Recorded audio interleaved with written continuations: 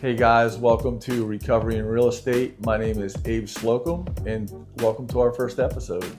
Today I have my friend Jason Blackledge on. He is a counselor at Wood Lake Treatment Center and he is also my shoe plug, one of two shoe plugs. So if you need some shoes, hop in his inbox after this. Well, Jason, I appreciate you coming. Welcome. Yes, sir. Thanks for having me, man. You are the first guest, you know. I'm honored. I'm honored. Jason is a friend of mine, and he is also a previous client. Yeah. So that's cool. How's the house going? Good, man. Good. Upgrading. Painted cabinets this weekend, man. You know, it's fun. It's a fun little project now. And you put a roof on and a fence and all that stuff. Dude, I could go on and on. Adding some value to the house. That's good, man. That's good. So, this mini series is about recovery in real estate. So I'm going to dive into some questions and tell me a little bit about what your life was like before getting sober. Oh, man. How much time do you have, man? Yeah. So, look, to try to go, man, I was raised really with a silver spoon. I tell people all the time, I didn't enjoy a pretty good life. It seemed, private schools, all that kind of stuff. Was daily substance use, for sure, 16, 17 years old. Managed that for a while, I guess, calling it managing, progressively got worse. First treatment center was in 2012, maybe 2010, and then 20 plus followed. Residential, I think 21 residential treatment centers, jails, detoxes, all that good stuff. And that's just the shortened version of it. A lot of destruction, a lot of pain, a lot of suffering. Not just myself, but others. And then something clicked this last time. So I think really some action. Willingness had been there, but some action to kind of follow with the willingness.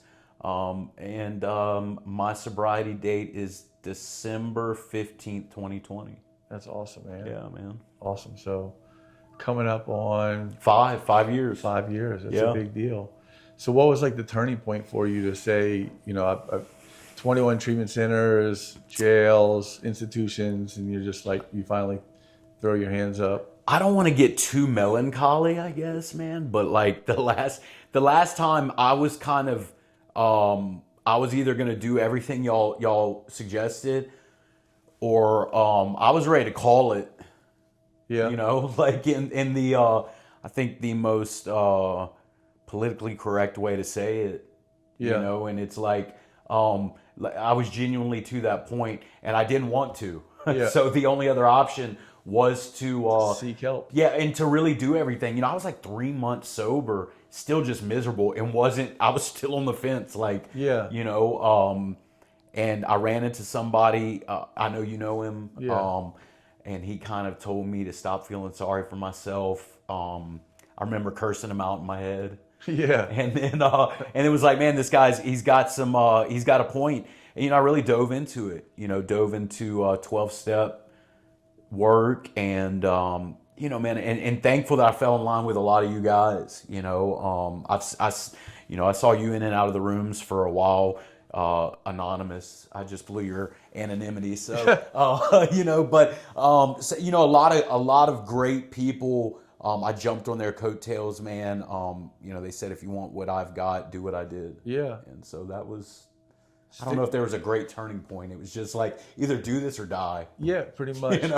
Or spend the rest of your life in prison. And that was an option too. Man, I was, 4, 5, 6, extended trips deep in that as well. So that was coming. Maybe not life, but the next one was going to be 5-10 years. Yeah, nice little time away. Not nice, but free vacation by the state, huh? Yeah, nobody wants that. No. So that's awesome. So 5 years sober, you work today as a counselor at Wood Lake. I am. Just like everybody that gets sober, I said, I'm going to be a counselor, it seems like. But I actually did it. It can be frustrating. It can be heartbreaking. It can be rewarding, all those things, man. But, it took me some time to, I just thought it was wild. Like, they used to kick me out of these places, and now I work at one. And now you're kicking people out. And I did. I started as a tech, man, worked my way up into clinical role, went back to school, still doing the credentialing stuff, and, working my way up the clinical ladder, I guess we'd call it. That's awesome, man. So correct me if I'm wrong, you just celebrated, you've been in your house 2 years now? 2 years this month. Oh, this month. Yeah. Okay. Yeah, I think I did have a memory pop up with Brandon doing doing the inspection here recently, and it was we're in September, so I want to say it was September, October. Yeah. So 2 years, almost 2 years of home ownership. So what was that like? What was that like for you to, you get sober, you've been sober a couple years, like what'd that mean to you as, you biggest purchase of your life? Yeah. You get who would have thought that you would be able to buy a house, and what was that like for you and your family? I think that there's a few different emotions that were coming with it, I guess, man. It seemed like something impossible that became reality, one.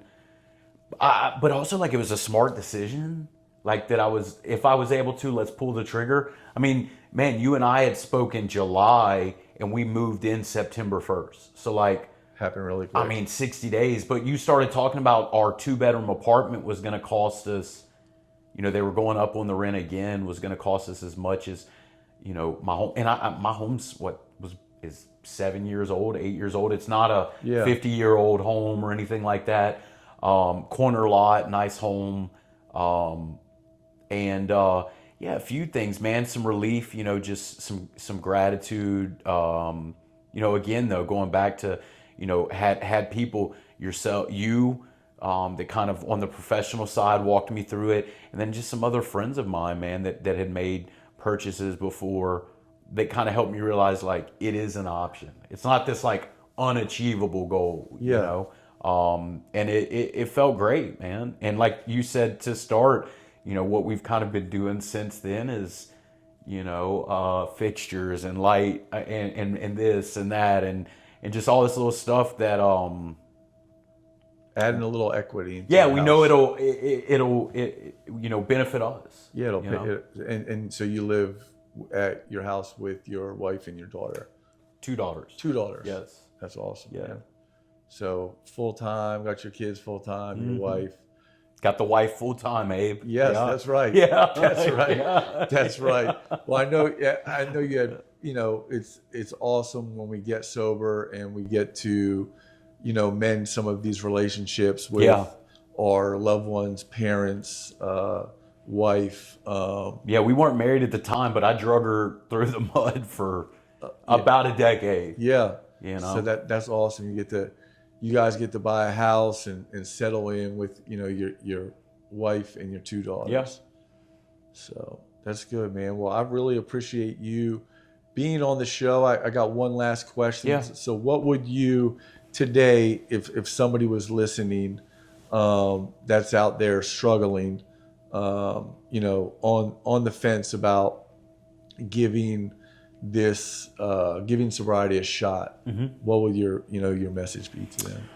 Oh, man, what would my message be? It's, I guess, if I simplified it, it's like, what do I have to lose? Like, what do you have to lose? Like, if you're, it's like, if I literally, the worst case scenario is I'm going to go back to exactly how things are right now, then, like, yeah, why not? Why not? Why not? You know what I mean? It's Give like, it a shot. if the worst scenario is that I will be exactly where I'm at right now, why not try this? I will say that my life is infinitely better now, and I don't just mean financially, just peaceful, man, within myself, my life, all that stuff.